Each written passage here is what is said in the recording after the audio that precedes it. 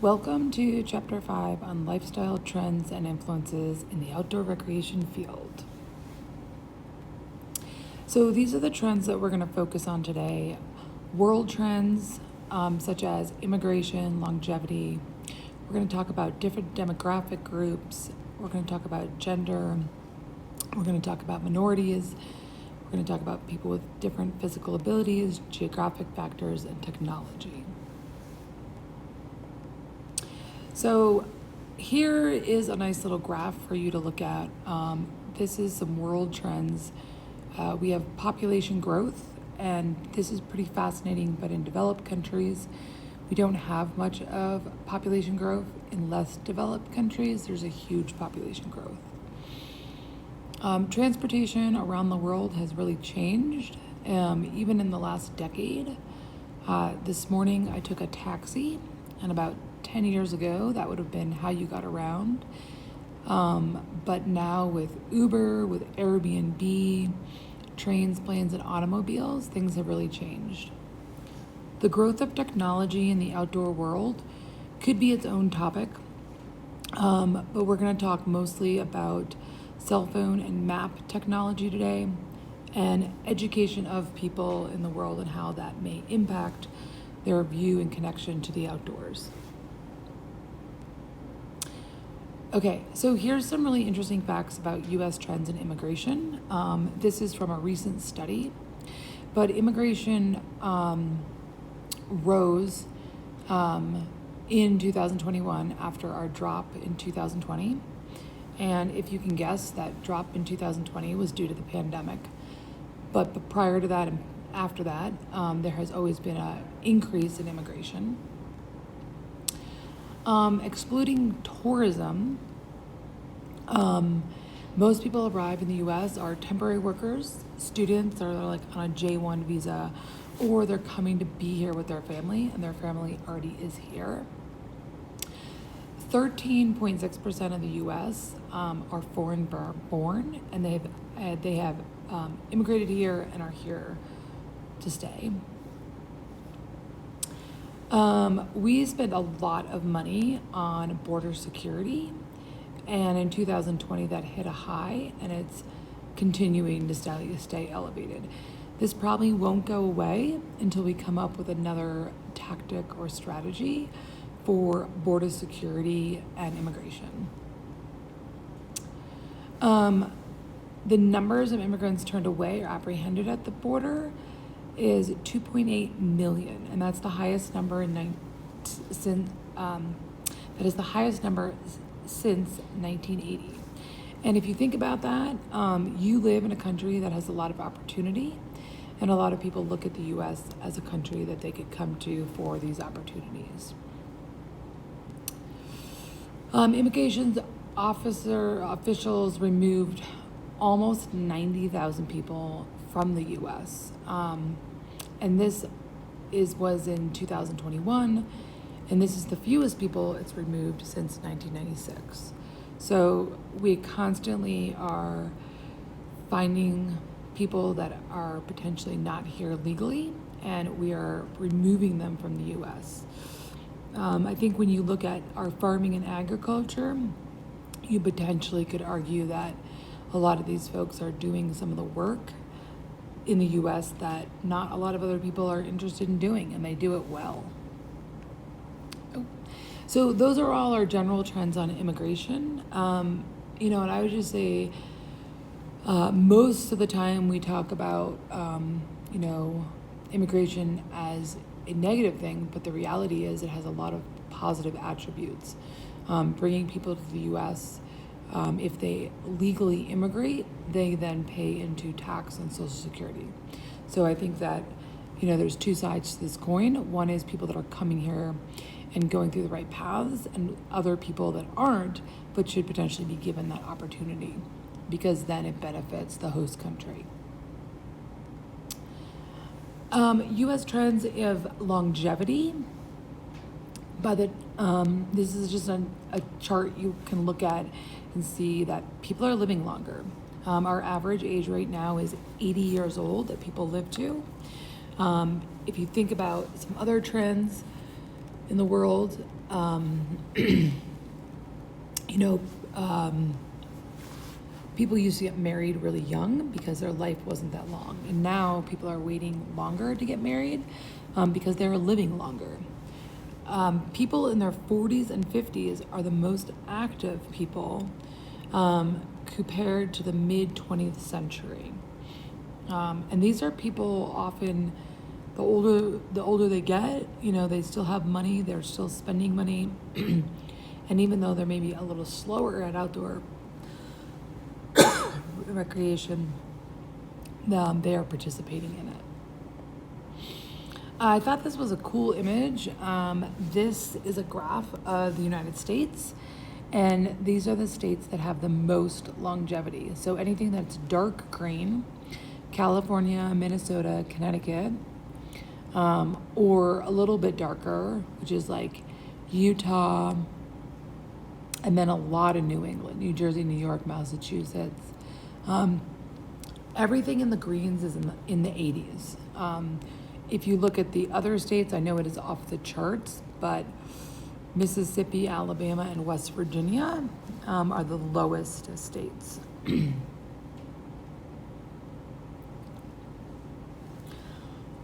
So one thing I want to talk about is what different people of different age brackets do in the outdoors. So younger people, 18 to 20, are the most active. And if you think about physical fitness and ability, these people are probably really interested in getting out for preserving their health and actually being healthy. Younger people are attracted to a different type of outdoor sport, things like mountain biking, mountain climbing, skiing, more adventurous stuff. Between 30 and 40, there's kind of a drop off, and 40 to 50-year-olds or 40 to 45-year-olds, they drop off doing outdoor activities, 50% less. And if you can take a moment to think about why that might be, there's actually a very logical reason. So take a moment, you can pause the video. Okay, you might have come up with the answer, but the reason people in the 40s and 50s are dropping off in outdoor activities is they're raising families. So their outdoor recreation changes, and it changes to things such as walking, hiking. They're still doing things, and then potentially when their kids are getting older, they're going back to doing more of those things. These are some other cool statistics that bird watching is really popular once you hit 30. So if you're 30 and you have not picked up the sport, you should consider it because everyone else is doing it. And again, that 40 to 50, we have a significant drop off. And then people in their 60s, they kind of pick up these low impact sports, walking, fishing, cross-country skiing. The study did say that fly fishing is not included in that. However, a lot of people that are over 60 will do more fly fishing, perhaps that they don't fly or they don't hike into, but they fly into or boat into. So this is just a really cool list of ages and what people are doing. Okay, take a moment to think about the outdoor recreation demographics and who do you see outdoors. This is a photo of a women's fly fishing group. There's a lot of women-specific groups. You're going to get a lot of different data in the book and on the internet of what percentage of the outdoors is filled with women. And it fluctuates from like 40 to 60. In the last 5 years, there's been a big push for getting both gender people out there, and more organizations like this are popping up. And I think majority of the reason is that people just identify with different groups. And so it could be a group of women, it could be a group of people that are all from a specific town. But I think one thing that, if you got on Facebook and put outdoor groups, you would find a lot of different types of groups. And there's some that might attract you to participate in and some that might not. Okay, demographic groups in the outdoors. This is a interesting correlation, but there's a correlation between higher income and the higher use of outdoor spaces. And so this is a photo, obviously, of an African American woman rock climbing. And a lot of people will look at the whole equation of income and outdoor place and also exposure in their family. And so more and more groups are popping up like this to get folks that maybe didn't have family members that took them outdoors for them to get outdoors. And so depending where you grew up, you might have less or more knowledge about this topic. These are some statistics from the National Park System. I thought that were really cool, but there's an underrepresentation in minorities in the park. And if you look at the chart on the bottom right, you will see that the distribution of Park Service employees is 81% white, 9.9% Black, 2% Asian, 3% Hispanic, and 2.3% American Indian. This discrimination has been there for a long time.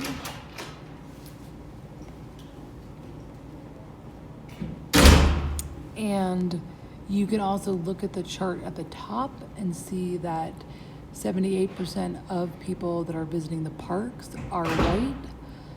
And if you ask a lot of people, they are going to mention to you that they don't feel like there's a place in the parks for themselves. So I've uploaded a video that's a really cool interview with a national park employee that is worth watching. This is fascinating to me because the statistic that I have for you here is not what I would have guessed, and that is that able-bodied and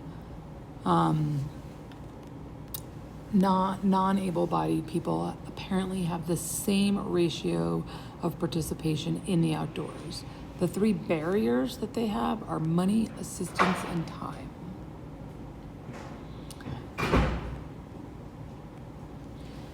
When you look at geographic factors, this is a photo of Central Park, and this is kind of the quintessential urban experience. So people use urban spaces more in cities, and in New York, parks are one of the most popular places for lunch, hanging out. A couple things about urban places is that someone who lives in a city is limited potentially based on transportation. And so the ability to go to a trailhead, if there's no public transportation to that area, it's going to be really hard. In New York City, there is one stop on the Appalachian Trail that is accessible via train, and there's actually more trains that go there on a Friday and come home on a Sunday. And so that's really cool to see that people from New York can utilize public transportation, go out for the weekend, and come home. A lot of people in cities use outdoor recreation more for fitness, and they use their vacation time more for outdoor spaces. This is our technology slide. If you think about security, false sense of security in the outdoors, this has been a general trend in the last 20 years, but people are less prepared when they go outdoors.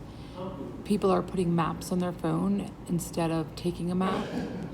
Folks don't have the training to be outdoors. They might see something on Instagram. They might think it's a cool place. And then they go there and then they need help. They have their cell phones with them, so they call for help. And they're not bringing the 10 essentials.